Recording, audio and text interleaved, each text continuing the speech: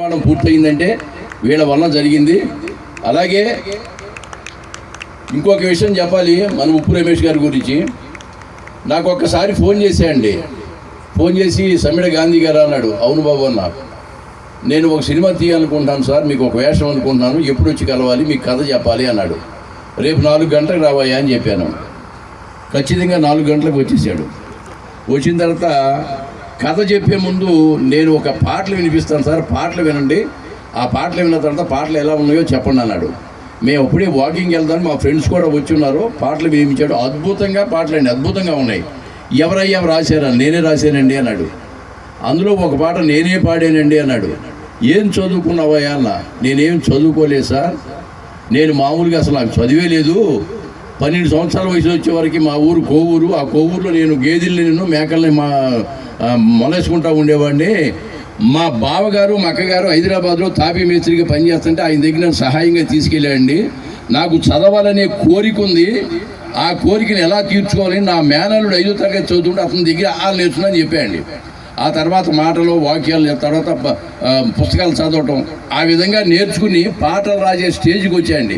పాటలు రాయాలంటే అంత సులువు కాదండి. పాటలు రాయాలంటే తెలుగులో PhD చేసిన ఎవరు రాయలేరు.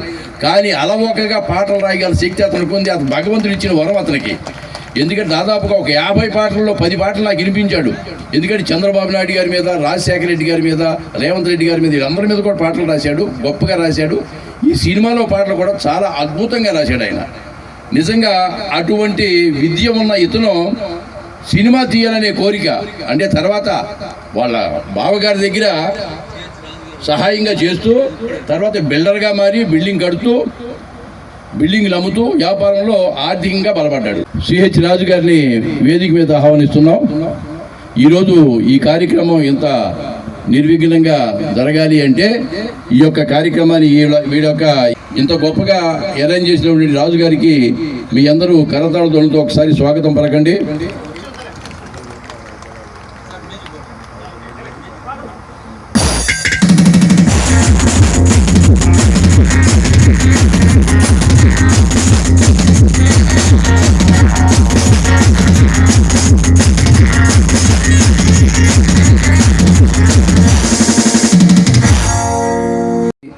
అందరికీ మంచి పేరు తెచ్చిపెట్టాలని, ప్రతి ఒక్కరికి మంచి పేరు రావాలని మనస్ఫూర్తిగా కోరుకుంటూ, 2 తెలుగు రాష్ట్రాల ప్రజలకి నేను కోరుకునేది ఒకటే. పెద్ద సినిమాలో 100 కోట్లు పెట్టి తీస్తారు, పెద్ద హీరోలను బట్టి, పెద్ద డైరెక్టర్లను బట్టి చూస్తారు. మామూలుగా 1-2 రోజుల పాటు చూస్తారు మొట్టమొదటి. కానీ మార్నింగ్ షో కనుక సినిమా బాగోలేదంటే అది చిన్న సినిమా అయిపోతుంది. తర్వాత ఎవరికి కూడా రూపాయి రాదండి డబ్బులు. అదే చిన్న సినిమా కనుక మార్నింగ్ షోలో చాలా బాగుంది అంటే అది పెద్ద సినిమా అవుతుంది. కాబట్టి మా సినిమాను కూడా ఆదరించి, ఇది కుటుంబ కథా చిత్రం, ప్రతి వాళ్ళు ఫ్యామిలీతో సహా వెళ్ళి చూడవలసిన చిత్రం. నాకు తెలుసు, దీని కథ అంతా తెలుసు. కథ ఇప్పుడు మనం డిస్క్లోజ్ చేయకూడదు, బయట పెట్టకూడదు కాబట్టి చెప్తున్నాం. దీంట్లో ఒక మంచి పాత్రను నేను ధరించడం నా అదృష్టంగా భావిస్తున్నాను. నా అవకాశం ఇచ్చిన మా ఉప్పు రమేష్కి నిజంగా, అంటే ఆ రోజు 4 గంటలకు వచ్చిన తర్వాత అన్నీ వినిపించిన తర్వాత ఎవరయ్యా రాసింది ఈ పాట? అన్నీ నేను రాశానండి, పాడింది కూడా నేను. మొత్తం అంతా నిర్మాత, దర్శకత్వం, హీరో మొత్తం నేనే సార్ అన్నాడు. నాకు చాలా ఆనందం అనిపించింది. సరే, ఇక్కడ మనవాడు లౌక్యం చాలా ఉంది. మా రమేష్ దగ్గర లౌక్యం అంతా ఇంత కాదు. డాడీ తర్వాత మా ఇంట్లో కూర్చున్న తర్వాత నేను 7 గంటల వరకు కూర్చున్నాను. 4 నుంచి 7 గంటల వరకు కూర్చున్నాడు. నాకు భోజనం టైం ఎంత ఆకలి అవుతుంది. రమేష్ భోంచేవయ్యాను, నాతో పాటు కూర్చొని పెరుగన్నం తిన్నాడు. ఆ తర్వాత సార్ అనడం పోయి, మీరు నాకు తండ్రి వేషం వేస్తున్నారు కాబట్టి ఇక నేను డాడీ అంటున్నాడు. అన్వయ్య అని చెప్పాను. ఈ డాడీ అన్న తర్వాత ఇక నేను డబ్బులు ఇవ్వడం నేను ఆయన్ని అంతే. ఎక్కడో ఉండని ఎక్కడో తీసుకొని దించాడండి. ఓకే కానివని చెప్పాం. తీసుకొచ్చాడు ఇక్కడ, చక్కగా అందరిని చక్కగా చూశాడు. ఇస్తానన్న డబ్బులు చాలామంది, నేను చిన్న సినిమాలు 30 సినిమాలు రిలీజ్ ఉన్నాయండి నాకు. ఈరోజు పెద్ద సినిమాలు రిలీజ్ అవుతాయి, పెద్దవాళ్ళు బాగా డబ్బులు వెంటనే ఇచ్చేస్తారు. ఈరోజు డాకు మహారాజు రిలీజ్ అయింది, పెద్ద సినిమా. దాంట్లో కూడా మంచి వేషం చేశాను నేను. అయితే చిన్న సినిమాలు చాలామంది ఇవ్వలేరు, 1-2 నెలలు టైం తీసుకుంటారు.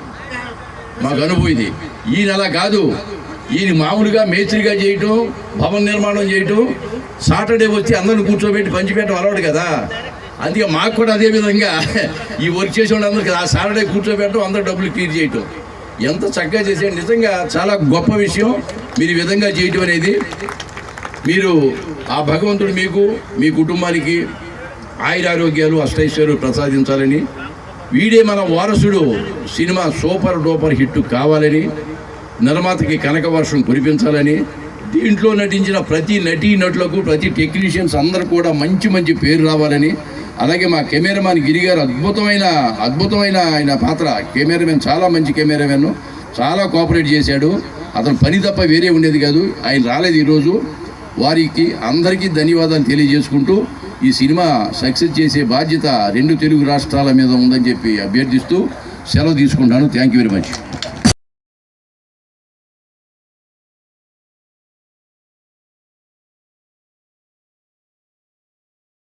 అలాగే సుమన్ టీవీ కందుకూరు వారు అద్భుతమైన లైవ్ని ఇస్తున్నారు. వారికి వీడియో మన వారసుల చిత్ర బృందం మరొకసారి చెప్పండి సార్. ఏం క్యారెక్టర్ చేశారు కదా చెప్పండి. సిఎస్ఆర్ వచ్చేసి నాటు వైద్యుడు క్యారెక్టర్ చేసి బాగా మంచి క్యారెక్టర్ మీది. అలాగే దీంతో మీకు మంచి గుర్తింపు వస్తుందని సుమన్ టీవీ కందుకూరు ఓకే, మీకు మంచి గుర్తింపు రావాలని కోరుకుంటున్నాను. Thank you sir. నిజంగా ఆ ఊరు ప్రజలు ప్రతి ఒక్కరూ కూడా ఎంతో సహకారాన్ని అందించారు. వాళ్ళ సహకారం లేకపోతే ఈ చిత్ర నిర్మాణం జరిగేదే కాదు.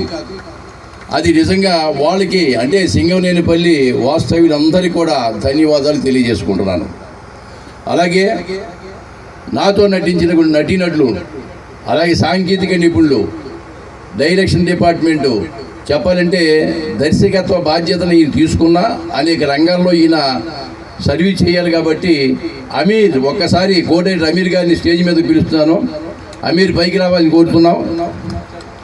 అలాగే direction department Srinivasu, assistant director Srinivas, Kali, ముగ్గురు రెండమ్మ. అలాగే కాస్ట్యూమ్ డిపార్ట్మెంటు, తర్వాత మేకప్ డిపార్ట్మెంటు, అలాగే ప్రొడక్షన్ డిపార్ట్మెంట్. నేను కూడా సింగంనేనిపల్లిలోనే వాళ్ళు వంటలు చేసి పెట్టేవాళ్ళు, లేడీస్ ఉండేవాళ్ళు. వాళ్ళందరూ కూడా చాలా చాలా హెల్ప్ చేశారు. అందరం కూడా సమూహంగా సమైక్యంగా కలిసిమెలిసి ఉంటే ఈనాడు ఇంత మా వృక్షంగా ఎదిగినటువంటి ఆ సందర్భం ఈరోజు కూడా 5వ